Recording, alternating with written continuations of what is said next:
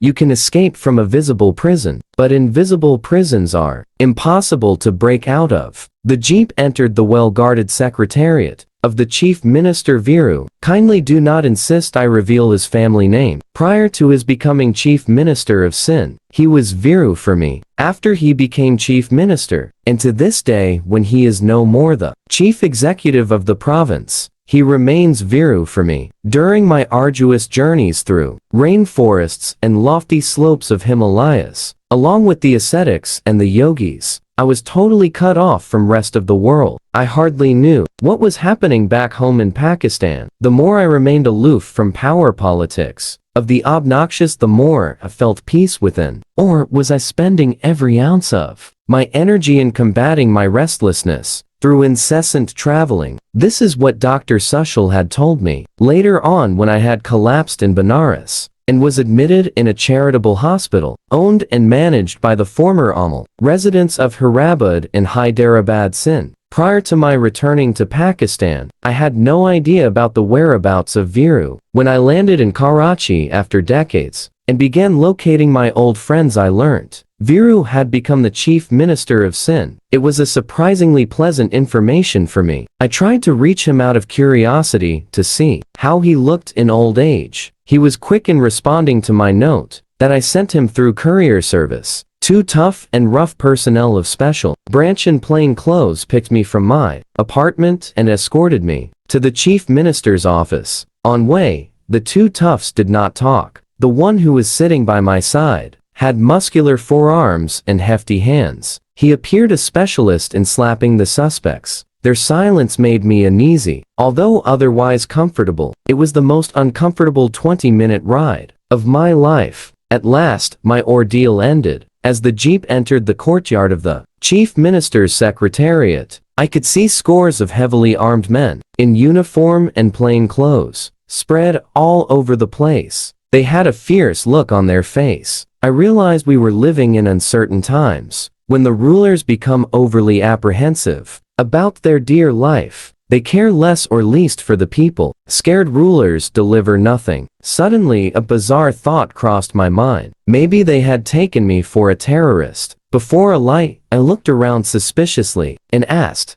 "Does he feel threatened?" The brutish personnel of the special branch, who all along the way had not spoken a word, got off the jeep, turned around, and asked, "Who do you think is threatened?" His way of looking at me was intimidating. I avoided eye contact with him and said, "It was a stray thought. Forget it." They took me to the office of the pretty private secretary to the Chief Minister. They leaned over and briefed the Ps. She glanced at me, picked up the receiver of the intercom and spoke to Viru. She said, "Sir, Mr. Bhikshu has arrived." I do not know what was poured in her ear, that she sported a captivating smile on her lips and gave me a long look. She hanged up the receiver of the intercom and politely said, "Sir, you may go in." As I approached his office, an orderly, or a Naib Qasid, opened the door of Viru's office. To my utter surprise, Viru was waiting for me a few steps away from the door in his office. He had grown into a rugged and an exceptionally tough man. In three-piece steel gray suit, he appeared enormous, but unusually smart for his age. He had maintained thick gray hair and heavy mustache. Before taking one another in arms, we stood looking at each other without uttering a word. In intense situations, silence converses better than the spoken or written word. I saw a tear trickle from the corner of his left eye. "Oh, Bhikshu, my brother." He clasped me in his arms. I felt him sob. He whispered, "I feel suffocated, Bhikshu. I am choking to death." It was surprising for me. What could be the reason for his melancholic expression? After all, he was the chief minister of a province. Why did he sound depressed? "Do you want a commercial plot? License for a few gas stations? Import and export permits?" he asked in choked voice. "Come on, Bhikshu. Tell me what you want. Come with me, Viru." I looked straight in his moist eyes and said, "Let us roam in the streets of Karachi. I can't budge an inch without the clearance of my security personnel." Viru spoke in anguish and said, "Don't you know I am a prisoner?" I was taken aback. There are two types of prisons, a visible prison and an invisible prison. An unhappy Viru said. The main difference between visible and invisible prisons is that you can manage your escape from a visible prison, but you can't escape from an invisible prison.